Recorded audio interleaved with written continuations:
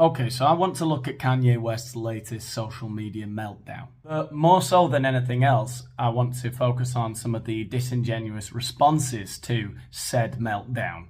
And I particularly want to focus on the people that I feel have jumped to Kanye West's defense without really thinking it through. And I want to focus on their response because I think it speaks to a bigger problem whereby society is becoming so polarized, our ideologies are getting so far apart from one another that we can't find common ground.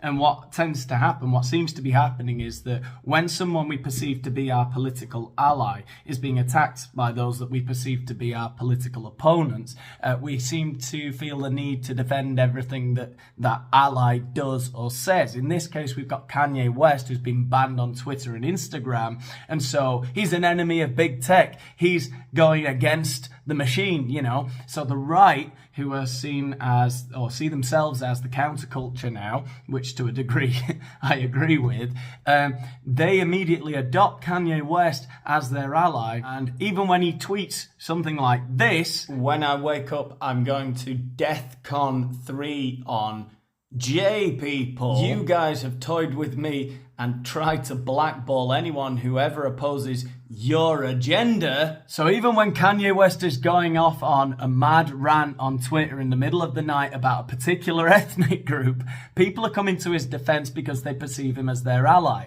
Now, I don't know if Kanye West has to be banned off these social media platforms for saying something like that. I mean, my personal opinion is it's kind of dangerous what he's saying there. You know, it could make people of that ethnic group feel threatened somewhat, and it's not like they haven't been threatened throughout history. So, you know, I think it's a bit close to the bone myself. But we're going to have a look at the response of Candace Owens. Candace Owens, we know, knows Kanye West quite well. She was pictured with him a couple of weeks ago at that fashion show in Paris, was it, where they wore the White Lives Matter shirts together. They're both involved in the Blexit movement, trying to get black people in America to stop voting Democrat. And it seems like Candace Owens is almost taking advantage of the mediatic clout that Kanye has. Now, I don't think that Candace is a cynical, nasty person in any way. I think she seems like a really decent human being, and I think she's right on a lot of things, but I have seen her in the past make a few slip-ups like this. I think this is a misjudgment again. I think she's got it wrong. I saw her on Joe Rogan a couple of years ago when she ventured to talk about climate change and didn't really have anything to back up what she felt about climate change. It just seemed, again, as though she was echoing the sentiments of people she perceived to be in her particular segment of the political spectrum. Which is not, by the way, to say that she is wrong. It's just that if you get onto such a big platform as the Joe Rogan podcast and you start talking about stuff that you don't know, you're going to get called out, and you need to be careful about that. So I think we all need to be a bit more careful about giving our opinion on stuff that we don't know that much about. So we're going to have a look, finally, at this clip of Candace Owens talking about Kanye West's tweets. Let's have a look. That was the tweet.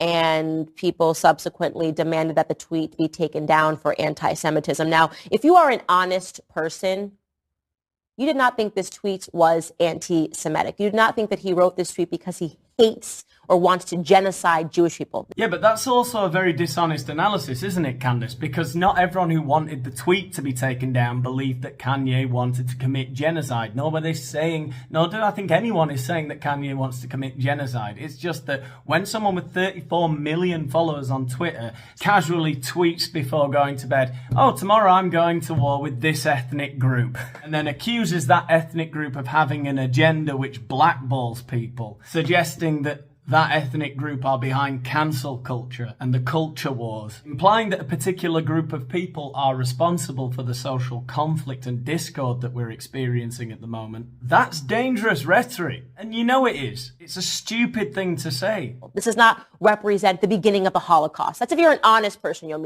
will admit that, right? If you're an honest person, when you read this tweet, you had no idea what the hell he was talking about. Oh, come on, Candace. No idea. No idea. You'd have no idea what he was talking about there, right? Talking about that particular group of people having an agenda that you can't oppose or you get blackballed, right? You don't know what that's about. If you don't understand what that's about, you're either incredibly stupid, willfully blind, or something in that ballpark. Maybe you'd have no idea in terms of the specifics, you know, why is he talking about that now, what's happened, but we all know what the implication was there. I had no idea when I read this tweet what the hell he was talking about. Come on.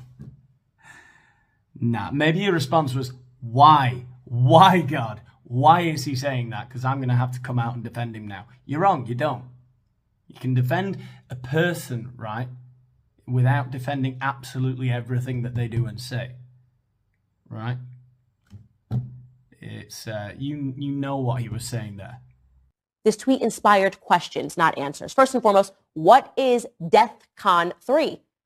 Did he mean DEFCON 3, which would be a military defense position, not an offense, for those of you that are offended? I think that is the best bit of what Candace Owens says. It's so deranged that she says, it's a military defense position.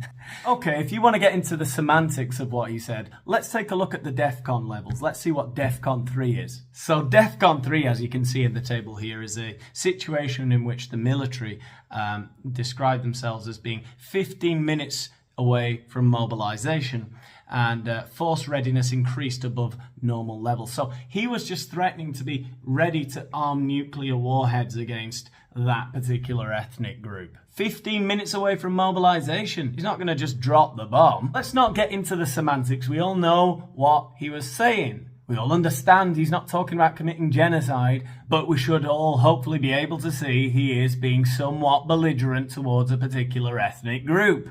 A military defense position?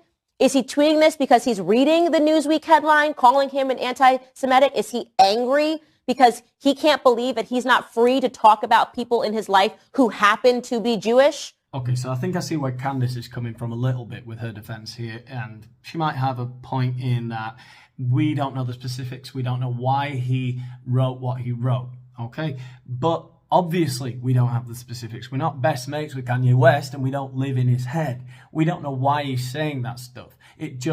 All we know is that he's mentioned a particular group and suggested that there's some kind of shady cabal running the world that blackball people that oppose their agenda.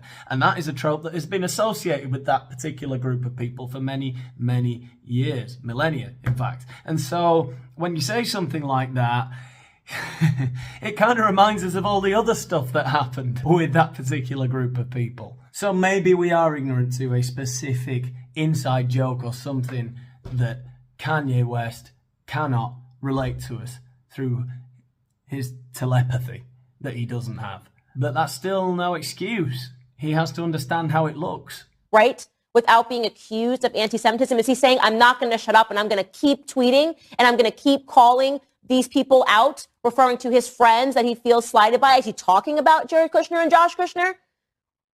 If you're a liar, you'll say, I know I was scared, Candace. I actually thought that Kanye West was going to launch a military strike in Israel. So Candace, again, I think has been a bit disingenuous. She's talking about things that nobody could possibly know. She's hypothesizing herself. She doesn't know what Kanye is referring to specifically, right? And she's again suggesting that anyone who believes that that tweet was offensive, or anyone who believes that that tweet was kind of dangerous or inciting violence, is saying that Kanye West wants to launch a military operation against Israel. Now, that's not true, is it? It's just that if you suggest that a certain ethnic group are a threat to society, which that tweet, to be honest, I'm looking at it, that's how a lot of people would interpret it. What percentage of people would act on that? Probably very, very low to zero, right? But it is the kind of message which could be seen as a call to violence. And I agree with Candace. I don't think it was that. I think Kanye is a very complicated person. From watching interviews with him, he seems very confused. There seems to be a lot of dissonance in his head about many, many things. And he doesn't like being told what to do. So if he's told you can't say that, he just goes and says it, right? But to suggest that anyone who thinks that that tweet is a bad thing to say, and that maybe we need to stop people saying things like that because there might be less intelligent, less thoughtful people who read stuff like that and then go and act on it, you know, to suggest that that's a stupid thing to think, and to suggest that that means you think Kanye is going to launch a war on Israel, you know, that's disingenuous. I think if Candace takes a step back, she realizes that. Because that's the reaction. Like when I woke up and I looked at the headlines, the reaction was like Kanye West had gotten together a military strike and it was going to go forward in the morning time in Israel. That was the reaction that was met with this tweet. Now, once again, I want to make this very clear. This is not a defensive tweet. This is an open question, which never seems to happen anymore. It's like you cannot even say the word Jewish without people getting upset, in the same way that you're not allowed to say black anymore, in the same way that if you talk about the struggles of Black Americans and you talk about the people in Black America, like Patrisse Cullors, the founder of Black Lives Matter, who are harnessing emotions to enrich their pockets, right? And then Candace drifts off topic to make some really great points about other stuff, but no, I think she's wrong on this one. I think, I think, you know, it's very nuanced. There's a lot of stuff we don't know about it. We don't know why he said what he said. But yeah, my feeling is that really you can't say stuff like that. And I think it'd be quite a hard conversation to have with Kanye. He doesn't seem like somebody that can be handled very easily. But if he did have a handler, you know, they'd be telling him not to say stuff like that. But he's been saying in interviews recently that he feels that every time anyone says anything like that to him, that he can't say this or he can't say that, it's because there's some kind of agenda holding him back. He comes across as quite paranoid, quite strange. And, yeah, I think Candace, maybe, you know, it doesn't mean you're disloyal to someone. If Kanye is your friend, you don't have to defend everything he does and says, right? I think just because somebody's your ally, you perceive them as your ally, doesn't mean you have to agree on everything, right? Okay?